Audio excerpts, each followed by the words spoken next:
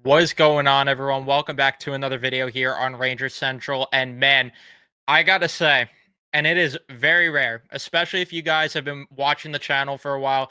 And if you're new and weren't aware, I am far from a Chris Jory fan, but I could tell you right now, I gotta give flowers where it's due. He had an unbelievably great July 1st, and I did not think he was going to be completely honest with you, because going into it, I thought he was going to just overpay for Gavrikov, and I thought a Keandre Miller trade might not happen. If it does, it's not going to be a good return. Will Cuylle might get offer sheeted. Every single one of those things today got addressed, and I couldn't even fit everything at the bottom headline here, as you could tell, and I'm probably not going to be able to fit everything in the title. But man, I gotta give Drury credit where it's due. He had a really good day. Before we jump into everything and recap it, though, I ask that you please leave a like on the video if you enjoy this. Subscribe if you guys are new to the channel, especially if you're Ranger fans, and turn on your notifications so you know when I upload or go live here on Ranger Central. And I think we'll start with the Gavrikov thing because it was the first one to break, and it's kind of just how everything snowballed into effect here. So we were hearing for a very long time now that Gavrikov was most likely going to sign with the Rangers, and some as far were going to say that it was already like a handshake deal under the table that we were just waiting to get to July 1st for, and then it would be announced. And it didn't get announced for like 30 minutes to an hour until free agency opened up. And then it ended up being announced. I don't know if that's to avoid tampering or what, but all I know is that they waited and it ended up being announced. And it was very concerning at first because for a very long time leading up to it, all I was hearing and all everyone else was hearing was it's going to be north of $8 million for Gavrikov. And I like Gavrikov a lot. I think the player, he is great. But for 8 million or more, I was not a fan of that deal at all. I thought that was going to be a overpay, a significant overpay if it went to 9 million, which I thought it was going to get to this morning because with what people were tweeting out. And then Provorov, when he got 8.5 million, I thought for sure Gavrikov was going to get 9 to 9.5 million. And at that price point, I was like, please no. But clearly this deal had been in the works for a while because I don't know why he wouldn't ask for more than Provorov after what he got yesterday, but it ended up being 7 years at 7 million per year. What a great deal. And I know, and I trust me, I agree with what people are saying because one of the concerns that everyone has with Gavrikov is how is that going to age? 7 years is too much. And then on top of that, there is a full no move clause for the first 4 or 5 years, I believe. And then it's the first 5 years because in year 6 and 7, it is partial no trade. I think it's 20 to 22 teams in the first year. And then it goes down to, I believe, half the league in that year, if we even are still at 32 teams by the time that rolls around, which who knows with the NHL and their expansions. But for that price point, that's a no-brainer to me because when you look around at all of the left shot defensemen with what they're getting paid, Keandre Miller, which we'll talk about him in a bit, and a no income tax state, nonetheless. You look at what Nick Hague got in Nashville. You look at what Romanov got with the Islanders. And I know that Gavrikov is older than all of the guys that I mentioned. But again, Provorov is a guy where you could really parallel that together because similar age and everything. I would much rather Gavrikov at 7 million, 7 years than than Provorov without a question. And I would rather him at this price point than any of the guys I named in terms of just their contract status. Not that they were going to get Romanov or like they could have kept Miller or they could have got Nick Hague. Easily would rather Gavrikov at this price point because 7 million for the work that he's done. He is one of the better shutdown defenders in the league. And the thing that I've been pointing to the most is you made 2 conference finals with Ryan Lindgren playing next to Adam Fox. You are clearly upgrading there.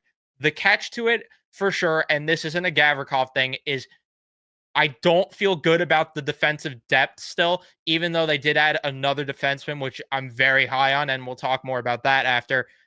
But I still question the defensive depth a little bit. And that's where I worry. Are you going to have to split up Gavrikov and Fox to make things work there? Who knows? We'll see. Hopefully, it doesn't get to that point. But yeah, I mean, this is just a really good deal, all things considered.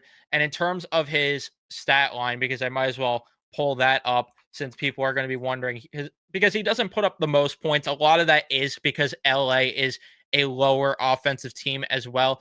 But he put up 30 points last year, 5 goals, 25 assists in 82 games, a plus 26 for the plus minus fans out there. Just again, a pure shutdown defenseman, which his team has been lacking for quite a bit now. The thing that you do worry about is maybe they're losing some offense on the back end by losing a guy like Keandre Miller, which again, we'll talk about later. But I do think that there is a world where Gavrikov could maybe get up to 35 points with the Rangers being on the top pair and having a couple of guys like Artemi Panarin on up front. Again, we'll see. Obviously we have our conversations about Panarin in the playoffs all the time, but at least in the regular season, I think you can maybe get a little more offensive output from Gavrikov, especially playing with Fox as well. So we'll see what happens there. But all I know is that I am very excited about this signing because, again, with what we were hearing, the rumored price being, I think that this was just a slam dunk of a signing. To get back to the point that I was going to make about the later years, all I could say about that is I really do not care. And the reason I do not care at all right now is this team already limited their window when they got JT Miller, Mika Zibanejad's contract, with now Gavrikov's contract, most of all the Igor contract, which towards the back end, he is probably going to be more of a 1B type goalie, maybe even a backup at the end of that deal.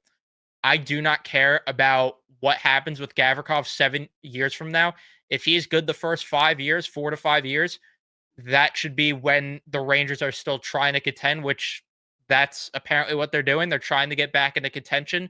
And if this is the window where it's a 3 to 4 year window, I don't agree with the decision still. Do not get me wrong. I still stand by the fact that I would have went in a completely different direction. But for what the direction they're going in is now, this makes the most sense to do, to go out and sign Gavrikov at this price point, because you're going to get good play from him for at least 4 years of that contract. And if the back three isn't as good, you're probably getting a slight drop off in year number 5, which the cap is going to be up so much from then, where that might just be the norm for a second pair defenseman anyway. And then the last 2 years, it's buyout proof, that contract, but at least maybe you could find a taker to trade that contract off the books, or you might just suck in that time frame and you're rebuilding where it's like, we could just eat the contract anyway, and who knows. So time will tell with how that one will age. But for the right now, if they are trying to contend, adding Gavrikov definitely helps you in that front. Now, in terms of just some other moves that happen, let's talk about the let's talk about the smaller signing, just to throw this into the middle here. They signed Justin Dowling to a cheap contract. I don't think we even have the deals, honestly, or the details on that contract as of yet.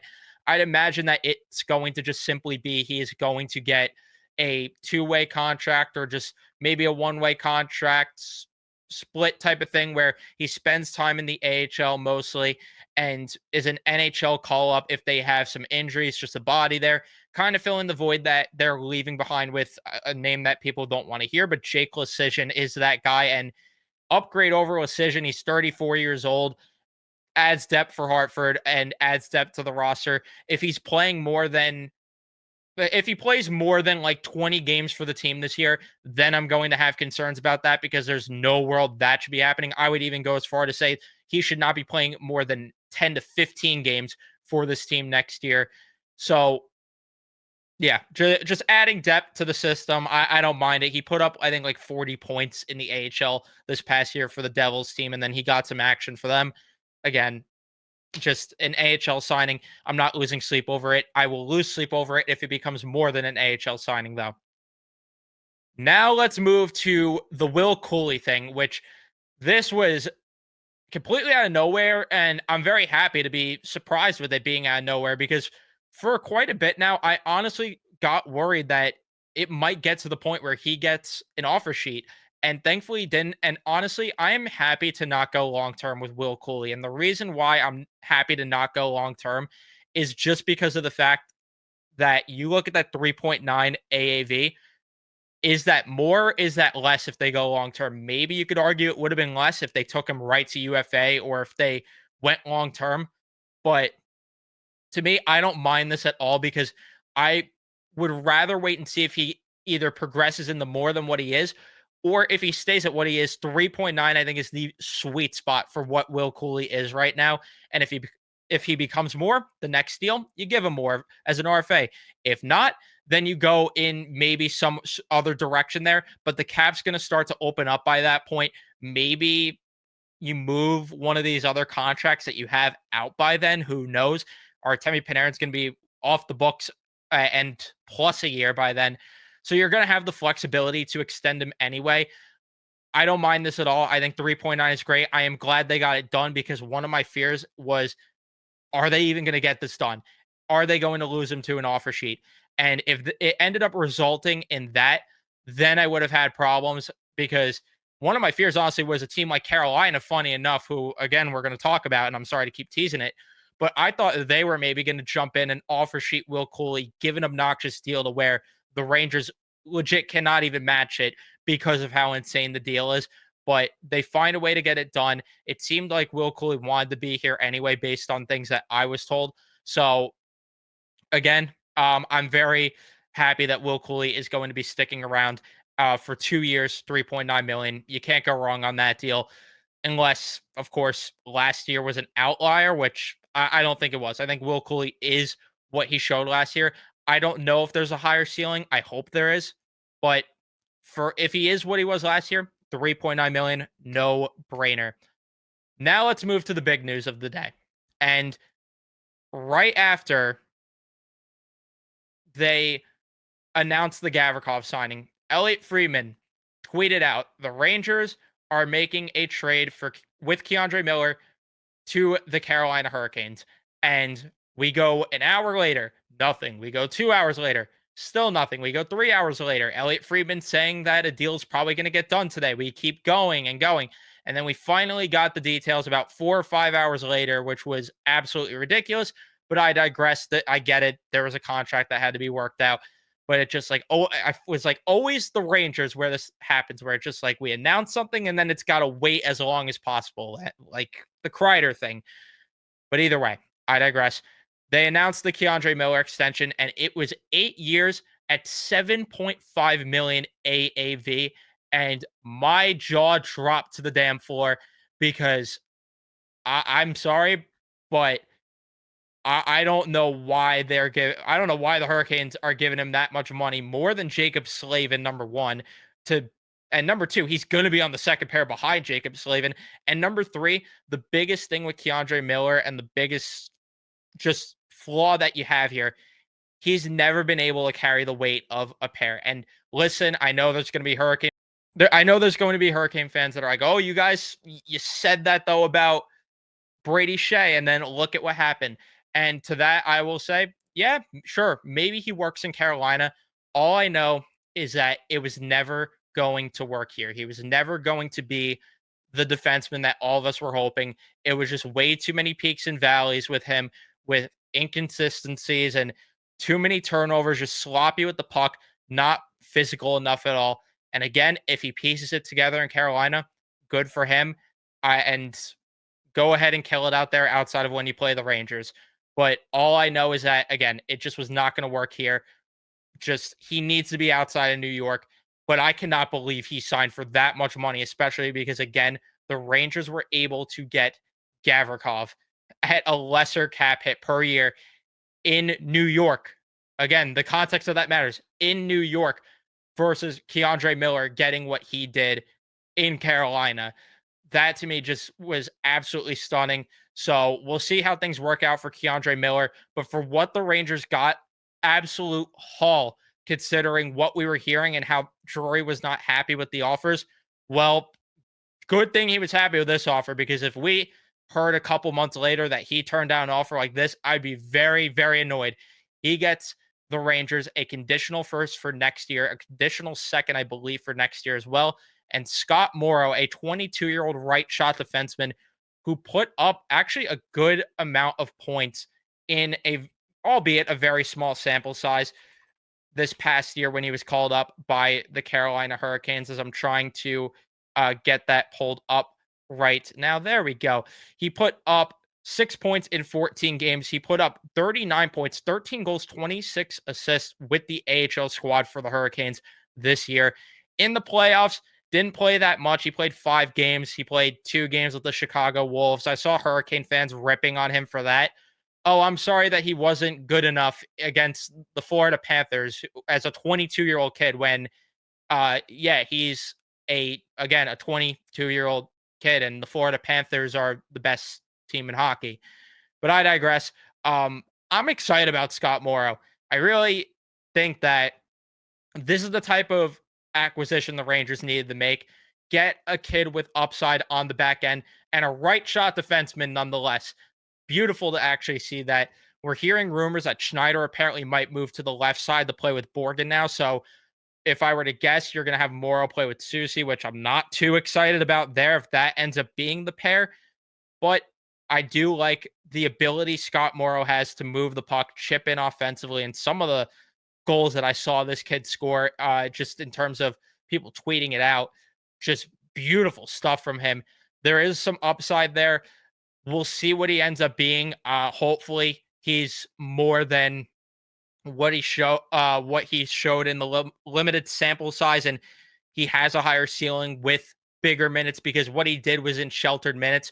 Who knows how he's going to be in a bigger role at some point?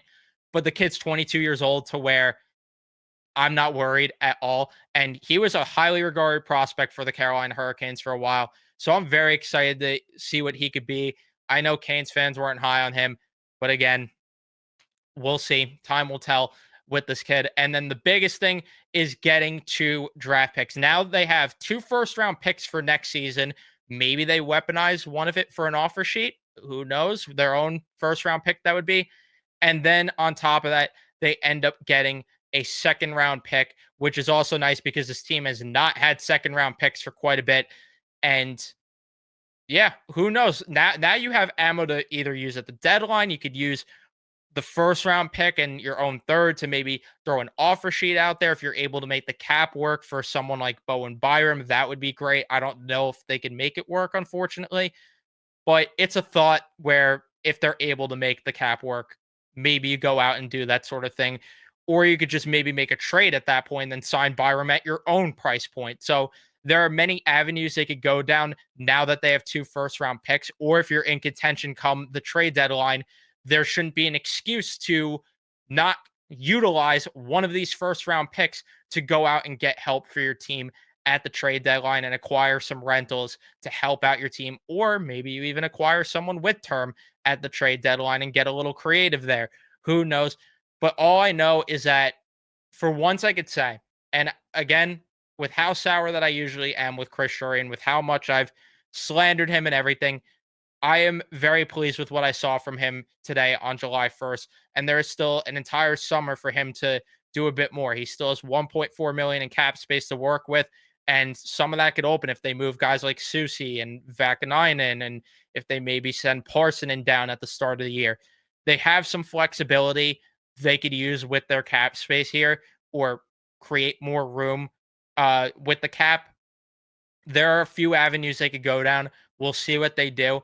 But for a first day, I got to say again, I am pleasantly surprised with what I saw, considering leading up to it, it felt like they weren't going to really do much this offseason. Everything that we heard about how they were going to have this big offseason. And don't get me wrong, I still wish they were doing a little bit more than they've done. But again, there's all summer for that to change, of course. So we'll see if they do make more changes. But I'm definitely pleasantly surprised with what I saw today between getting what they did for Keandre Miller, between getting Gavrikov at the price point they did, and just all the other little things in the Will Cuylle extension. I'm very, very pleased with the work that Chris Drury did today. And it's not often that I get to say that. So it is actually nice to be able to come here and, speak highly about this team for once, because all I want to do is be able to actually hype up this team and, be able to be excited about things with this team going forward. And I haven't been able to feel this sort of way in a very long time. So it's very refreshing to actually sit here and talk about the team this way because again, it's been so long. It's been since like 2022-23, that trade deadline where I was like really excited about, where this team was going and acquiring the players they did at that deadline.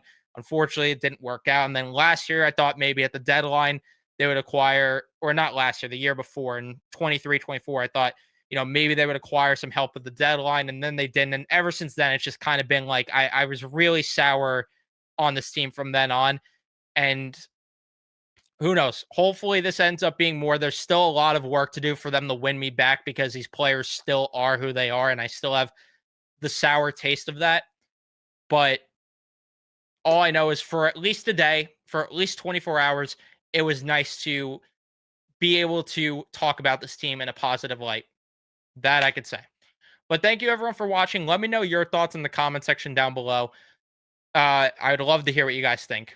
Leave a like if you enjoyed, subscribe, turn on your notifications so you know when I upload or go live, and I'll see you guys in the next one.